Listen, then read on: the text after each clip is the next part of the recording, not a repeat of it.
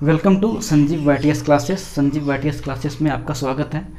जैसा कि आप लोगों को पता है कि हमारी जो करंट अफेयर्स का वीडियो है डेली सुबह मॉर्निंग 7 बजे आती है। ओके, और आशा करते हैं कि आप लोग ये सेशन जो है मिस नहीं करते होंगे और आप लोग जो है सेशन को खूब एंजॉय करते होंगे। तो चलिए इसी सेशन को क्या करते हैं अपन आज फिर से आगे बढ़ाते हैं और आज के जितने भी करंट अफेयर्स हैं, ठीक है, उसको जानेंगे और उससे रिलेटेड जो भी फैक्ट्स वगैरह होंगे। मैंने आपको पहले ही बता चुका है कि हमारे यहाँ क्या होता है कि जो भी करंट अफेयर्स उसको तो कराया ही जाता है कवर, और उससे रिलेटेड जो भी फैक्ट्स वगैरह होते हैं उसको भी हम क्लियर करवाते हैं। ठीक है, तो स्टार्ट करते हैं आज का पहला करंट अफेयर्स।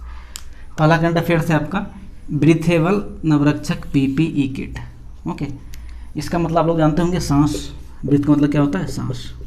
ठीक है, तो सांस लेने योग्य क्या होता है कि आप लोग देखे होंगे डॉक्टर्स वगैरह पीपीई किट वगैरह पहनते हैं तो क्या होता है उसमें पूरा बॉडी जो है कवर्ड होता है, क्योंकि जब ट्रीटमेंट करने जाते हैं कोरोना पेशेंट का, ठीक है, तो उसका पूरा जो है बॉडी बिल्कुल जो है ढके रहते हैं। ठीक है, क्योंकि मतलब वहाँ पर जो है इन्फेक्शन होने के कुछ ज़्यादा ही चांसेस वगैरह होते हैं। ठीक है, तो क्या करता है कि पूरे बॉडी को कवर कर लिया जाता है। ठीक है, तो अभी कभी क्या हुआ है कि एक जो है ये किट लॉन्च किया गया है, ब्रीथेबल नवरक्षक पीपीई किट। ठीक है, ये लॉन्च किया है किसने? इंडियन नेवी के द्वारा। ठीक है, ये जो किया गया है इंडियन नेवी, ठीक है, इंडियन नेवी के द्वारा जो ये ब्रीथेबल नवरक्षक पीपीई किट लॉन्च किया गया है। ठीक है, ये किट का फ़ायदा क्या है कि ये किट यदि आप यूज करते हैं तो आपको सांस लेने में जो है मतलब कोई तरह का दिक्कत नहीं किया गया। इसमें ऐसा प्रोविज़न दिया गया है सांस लेने में आपको दिक्कत नहीं होगी। ठीक है, क्योंकि आप लोग पता होगा कि नेवी वाले क्या होते हैं कि 24 आवर्स जो है बॉर्डर पे तैनात होते हैं। 24 आवर्स तो नहीं कहा जाए, शिफ्ट में रहते हैं वो लोग भी। ठीक है, तो वहाँ पर जो है गर्मी हो सर्दी हो तो सांस लेने में क्या होती है, वहाँ पर कोई एसी वगैरह का व्यवस्था नहीं होता है। ठीक है, ऑक्सीजन वगैरह की व्यवस्था नहीं होता है, तो वहाँ पर इसको सांस लेने में जो है बहुत समस्याएं होती है। ठीक है, तो उसके लिए जो है मतलब नेवी ने ब्रीथेबल नवरक्षक पीपीई किट जो है बनाया है। ठीक है, ये किसके द्वारा बनाया गया है? इंडियन नेवी के द्वारा बनाया गया है। ठीक है, अब यहाँ पर बात हो रही है इंडियन नेवी का। ठीक है, तो अब बात कर लेते हैं इंडियन नेवी की स्थापना कब हुआ था। ठीक है, तो इसका जो स्थापना हुआ था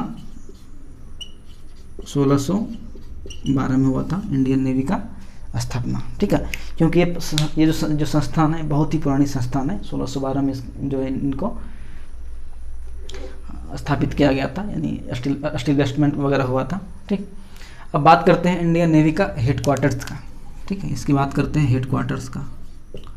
ठीक है, तो इसके हेडक्वार्टर्स कहाँ पर है? न्यू दिल्ली में। इसके हेडक्वार्टर्स कहाँ पर है? न्यू दिल्ली में। ठीक है, अब देखिए होता क्या है कि इंडियन नेवी है तो इसके तो कुछ प्रमुख वगैरह कुछ हेड्स वगैरह होंगे। ठीक है, तो इनकी हेड की बात करें इंडियन नेवी का हेड का, तो इसका हेड है एडमिरल करमवीर सिंह। ठीक है, एडमिरल करमवीर सिंह। ठीक है, इसके कौन है? ये हेड है। ठीक है, और मैं आपको बता दूं कि अभी जो है कोरोना के टाइम में, ठीक, कोरोना पेंडेमिक के टाइम में क्या है कि एक ऑपरेशन चलाया गया था इंडियन नेवी के द्वारा। ठीक है, जिसमें कि इंडिया से बाहर जो है काफ़ी पर्सन्स वगैरह जो है फंसे हुए थे। ठीक है, जो कि बाहर रह के जॉब कर रहे हैं फॉरेन वगैरह विदेश वगैरह में, तो उनको लाने के लिए जो है एक ऑपरेशन जो है लॉन्च किया गया था। किसके द्वारा? इंडियन नेवी के द्वारा। ठीक है, क्योंकि ये जो ऑपरेशन जो लॉन्च किया गया था ये जो है ना मालदीव में जितने भी फंसे हुए थे वहाँ पर उसको लाने के लिए मतलब एक जो है लॉन्च किया गया था। उसका नाम था समुद्र सेतु। ठीक है, क्या लॉन्च किया गया था? समुद्र सेतु ऑपरेशन लॉन्च किया गया था। किसके द्वारा? इंडियन नेवी के द्वारा। इसमें क्या हुआ था कि समुद्र के रास्ते जो है, समुद्र सेतु है, ठीक है ना, समुद्र के रास्ते जो है वहाँ पे जितने भी फंसे नागरिक वगैरह थे, अप्रोक्स जो है 1500 के आसपास नागरिक थे, मतलब ये पोत पे, मतलब ये जहाज़ पे, जिसको कि इंडिया लाया गया था। ठीक है, कहाँ से लाया गया था? मालदीव से लाया गया था ना, मालदीव से लाया गया था। ठीक है, समुद्र सेतु ऑपरेशन के अंतर्गत। ठीक है, अब बात करते हैं यहाँ पर सेकंड करंट अफेयर्स का ये तो कंप्लीट हो गया। सेकंड की बात करते हैं। सेकंड करंट अफेयर्स है आपका। और हाँ, आपको मैं बता दूँ, आप मेरे को कमेंट करके बताइएगा पीपीई का फुल फॉर्म क्या होता है। ओके, पीपीई का फुल फॉर्म क्या होता है। मैंने इस पर जो है एक कंप्लीट वीडियो ही बनाया हुआ पीपीई के बारे में, ठीक है। इसको मैंने अच्छे से डिस्कस भी किया है पीपीई को, ठीक है। तो आपको बस जो है कमेंट बॉक्स में लिखनी है कि पीपीई क्या होते हैं, ठीक है। पीपीई का फुल फॉर्म लिखना है आपको, ठीक। अब आते हैं नेक्स्ट करंट अफेयर्स पे। नेक्स्ट करंट अफेयर्स आपका कि जल नीति लागू करने वाला देश का पहला राज्य कौन है। ओके, जल नीति लागू करने वाला देश का पहला राज्य कौन है। तो मैं आपको बता दूं, मेघालय जो है, मेघालय, ठीक है, मेघालय जो है देश का पहला ऐसा राज्य बन चुका है जहां पर जल नीति लागू किया गया है। आप लोग सुने होंगे एक जगह है मेघालय में, चेरापूंजी, मानसाराम वगैरह, वहाँ पे जो है बारिश जो है ना बहुत ज़्यादा होती है, ठीक है। तो वहाँ पर क्या होता है कि जल को संरक्षित करने के लिए जो है ये जल नीति लागू किया गया है कि हम जो है बारिश के जल को अच्छे से यूज़ कर पाए, ठीक है। चाहे आप फर्टिलाइज मतलब यानी फसल के लिए यूज़ करें या फिर पीने योग्य जो है या फिर डैम बना के यूज़ करें। तो उसके लिए जो है जल नीति लागू करने वाला जो है ये देश का पहला राज्य बन चुका है, ठीक है। अब यहाँ पर बात हो रही है कृषि वगैरह से, जल वगैरह से, तो अपन और बात कर लेते हैं यहाँ पर। तो एक जो है हाल फिलहाल में कृषि भूमि को जो है ना लीज पर देने वाला जो है पहला राज्य बन चुका है। मनी लीज यानी पट्टे पे, हम लोग उसको पट्टे बोलते हैं, लीज बोलते हैं। तो कृषि भूमि को जो है मतलब पट्टे पे देने वाला पहला राज्य बन चुका है कौन, उत्तराखंड, ठीक है। उत्तराखंड जो है कृषि को लीज या पट्टे पर देने वाले पहला देश का राज्य बन चुका है, ठीक है। अब इससे जुड़े एक और बात अपन जान लेते हैं। आप लोग सुने होंगे कॉन्ट्रैक्ट फार्मिंग, क्या सुने हैं, कॉन्ट्रैक्ट फार्मिंग, ठीक है। कॉन्ट्रैक्ट फार्मिंग जो है करने वाला देश का पहला राज्य बन चुका है, कॉन्ट्रैक्ट फार्मिंग, यानी कॉन्ट्रैक्ट पे आप जो है वहाँ पे खेती उती कर सकते हैं। तो उसके लिए जो है मैंने पहला राज्य बन चुका है कौन सा, तमिलनाडु। वहाँ पे जाके आप तमिलनाडु, ठीक है। तो मैंने आपको बता दिया कि जल नीति लागू करने वाला देश का पहला राज्य है मेघालय। कॉन्ट्रैक्ट फार्मिंग के लिए क्या है, मेघालय। कॉन्ट्रैक्ट फार्मिंग लागू करने वाला पहला राज्य कौन सा है, तमिलनाडु है। उसके बाद थर्ड मैंने आपको क्या बताया था, कृषि भूमि को लीज या पट्टे पर देने वाला देश का पहला राज्य कौन सा है, उत्तराखंड, ठीक है। अब देखिए यहाँ पर आपका नेक्स्ट करंट अफेयर्स है, ये तो कंप्लीट हो चुकी है। नेक्स्ट है आपका खेलों को उद्योग का दर्जा देने वाला भारत का पहला राज्य कौन सा है, ठीक है। अभी तो वैसे जितने भी मतलब स्टेडियम वगैरह है, बहुत जगह स्टेडियम तो खोले भी जा चुके हैं। जैसे हरियाणा गवर्नमेंट ने जो है, हरियाणा गवर्नमेंट पहला ऐसा राज्य था जिसने कि खेलों के लिए, सभी प्रकार के खेलों के लिए जो है स्टेडियम को खोल रखा था। लेकिन हाँ, आपको एक सोशल डिस्टेंस जो है पालन करना होता था, ठीक है।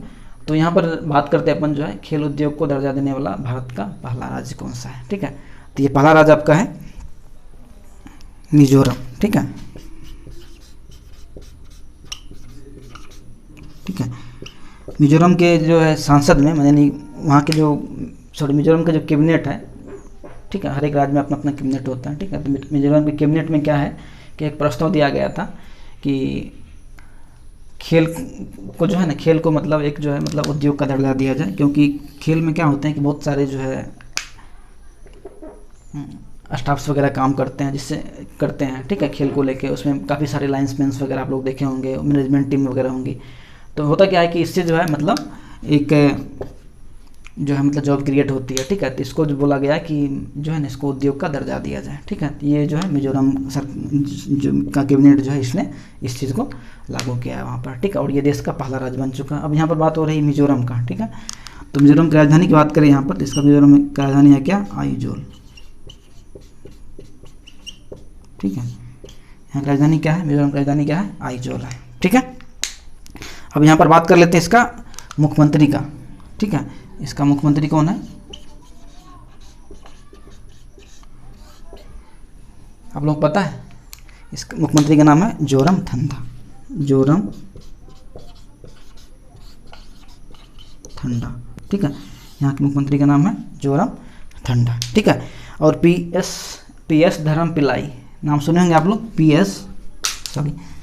नाम सुनेंगे आप लोग, पीएस धर्मपिल्लाई, वहाँ के कौन है, गवर्नर है, ठीक है।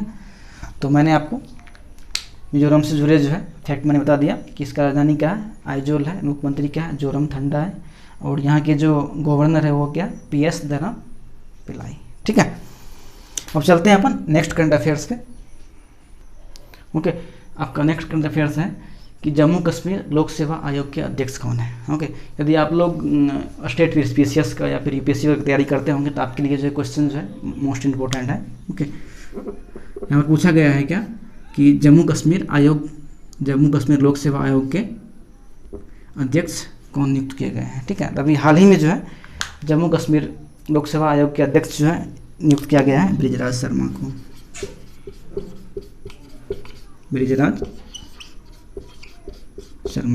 ठीक है, ब्रिजराज शर्मा को जम्मू कश्मीर लोक सेवा के नए अध्यक्ष के रूप में नियुक्त किया गया। और हाल ही फिलहाल में यहाँ से क्या हुआ था, धारा 370 हटा था। इसके कारण क्या हुआ था, ये जो है 2 यूटी में बट गया था, एक लद्दाख हो गया था, एक जम्मू कश्मीर हो गया था ना, 2 यूटी में बट गया था, ये 2 यूटी बन गया था, एक जम्मू कश्मीर हो गया था, एक जो है एक जम्मू और एक हो गया था लद्दाख। ठीक है, अब यहाँ पर आपको मैं बता दूं कि कोई भी जो यूनियन टेरिटरी होते हैं वहाँ पर क्या होते हैं, वहाँ पर उपराज्यपाल होते हैं। ठीक है, वहाँ पर राज्यपाल नहीं होते, वहाँ पर क्या होते हैं, राज्यपाल होते हैं। तो वहाँ के राज्यपाल कौन है, सॉरी वहाँ के उप राज्यपाल कौन है, तो वह गिरीश चंद्र वहाँ के उपराज्यपाल है, क्योंकि वहाँ की जो शासन व्यवस्था होती है वो उपराज्यपाल के हाथ में ही होते हैं। ठीक है, तो गिरीश चंद्र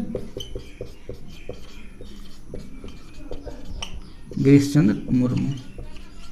ठीक है, वहाँ क्या है, ये उप राज्यपाल है। ठीक है, अब यहाँ पर बात हो रही है जम्मू कश्मीर का। ठीक है, तो आप लोग एक नाम सुने होंगे, एक वहाँ पर बहुत बड़ा टनल है। ठीक है, जिसका नाम है चिनानी नासरी सुरंग। चिनानी नासरी सुरंग, ये क्या है, अप्रॉक्स जो है 9 किलोमीटर के आसपास है। ठीक है, ये अप्रॉक्स जो है 9 किलोमीटर टरंग है, 9 किलोमीटर का ये जो है ये सुरंग है, इसको हम लोग बोलते हैं ये सुरंग है। ठीक है, और ये सुरंग जो है ना, ये सुरंग जो है इंडिया की सबसे लंबी टनल है। ठीक है, ये इंडिया की सबसे लंबी टनल है, जो कि ये जोड़ती है हाईवे, मतलब एक दूसरे मतलब हाईवे को ये जोड़ती है। ठीक है, और ये जो ये टनल जो है ये बाई डायरेक्शनल है। क्या है ये है बाई डायरेक्शनल, यानी जो है इसमें आप इधर से भी आ सकते हैं, इधर से आ सकते हैं, यानी दोनों साइड से आप जा सकते हैं, आ सकते हैं। ठीक है, तो ये जो है ये हाईवे की सबसे लंबी टनल है 9 किलोमीटर का, और इसी का जो है नाम जो है चेंज किया गया है। ठीक है, क्योंकि आप लोगों ने देखा होगा कि जब से, सॉरी नहीं बोलूँगा मैं, नाम चेंज की जो है अपने इंडिया में प्रथा आ चुका है कि कभी अयोध्या का नाम चेंज कर दो, कभी इलाहाबाद का नाम चेंज कर दो। ठीक है, तो ये जो है नाम चेंज करने की जो है मतलब प्रथा है, जो है अभी लास्ट में, मतलब अभी जो है पिछले कुछ सालों से मतलब ये चला है। तो इसका नाम जो है ना, इसका नाम जो है चिनानी नासरी सुरंग का नाम भी चेंज किया गया है। ठीक है, यदि मोदी गवर्नमेंट में इसका भी नाम चेंज करके इसका नाम रख दिया गया है श्यामा प्रसाद मुखर्जी टनल। क्या नाम रखा गया है, श्यामा प्रसाद मुखर्जी टनल। ठीक है, एग्जाम में क्वेश्चन पूछ सकता है। ठीक है ना, क्योंकि ये एक तो आप बताया कि ये देश का सबसे जो है लंबा बाई डायरेक्शनल टनल है। ठीक है, इसका नाम भी चेंज किया गया है। ठीक, अब यहाँ पर बात करते हैं नेक्स्ट करंट अफेयर्स का, जो कि है ICC से रिलेटेड। ठीक है, यानी इंटरनेशनल क्रिकेट काउंसिल से रिलेटेड है ये। ठीक है, तो ICC ने क्या किया है, कुछ मतलब अपना व्यापक दिशा निर्देश के जो है ना के साथ जो है बोला गया है कि आप क्रिकेट को फिर से स्टार्ट कीजिए। ठीक है, क्रिकेट को जो है मतलब फिर से शुरू कीजिए, ICC ने ये चीज़ कहा है। ठीक है, क्योंकि ICC को जो है इससे मतलब जो है बहुत लॉसेस वगैरह हो रहे हैं। ठीक है, तो इसके लिए जो है मतलब इसने कुछ मतलब जो है व्यापक दिशा निर्देश दिया है। ठीक है, उसको जो है आप लोग मतलब फॉलो करके क्रिकेट को स्टार्ट कीजिए। ठीक है, अब यहाँ पर बात हो रही है ICC की, तो ICC के बारे में जान लेते हैं कुछ। तो ICC की स्थापना कब हुई थी, 1909 में। ठीक है, ICC की स्थापना कब हुई थी? 1909 में, ठीक है। और इसका बात करें हेडक्वार्टर्स का, इसका हेडक्वार्टर्स है दुबई, जो कि एक मतलब गल्फ कंट्री है दुबई, ठीक है। और इसके चेयरमैन की बात करें, इसके चेयरमैन है शशांक मनोहर, ठीक है। इसके चेयरमैन कौन है? शशांक मनोहर, ठीक है। और इसके CEO की बात करें, CEO की बात करें तो इसके CEO है मन्नू साहनी,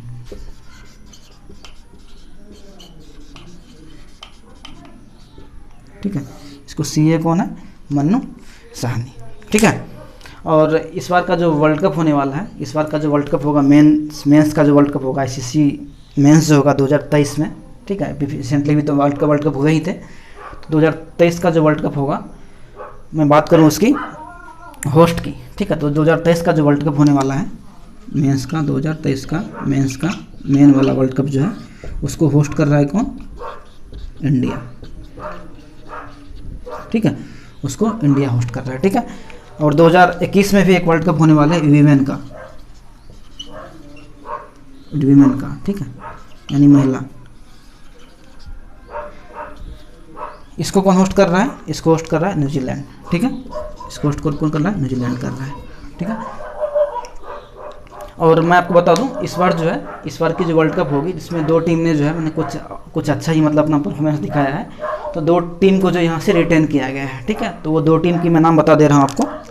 तो 2 टीम को जो है रीएडमिट किया गया है, जिसका जो मतलब खेल जो है मतलब बहुत ही अच्छा था, बहुत अच्छा उसने खेल को दिखाया। तो जो दो टीम को रीएडमिट किया गया है, वो 2 टीम का नाम है जिम्बाब्वे, ठीक है, और सेकंड है नेपाल, ठीक है। तो जिम्बाब्वे और नेपाल को जो है ये वर्ल्ड कप के लिए जो है ये रीएडमिट किया गया है, ठीक है। तो आज का करंट अफेयर्स जो है यहीं ख़त्म करते हैं। आशा करते हैं कि ये जो सेशन है आप लोगों को बहुत ही पसंद आ रहा होगा, ठीक है। और वीडियो को लास्ट तक बने रहने के लिए बहुत बहुत धन्यवाद। और हाँ, यदि आप हमारे चैनल पर नए हैं तो हमारे चैनल को सब्सक्राइब कीजिए, ठीक है। तो आज के लिए वीडियो में ख़त्म करते हैं। जय हिंद, जय भारत।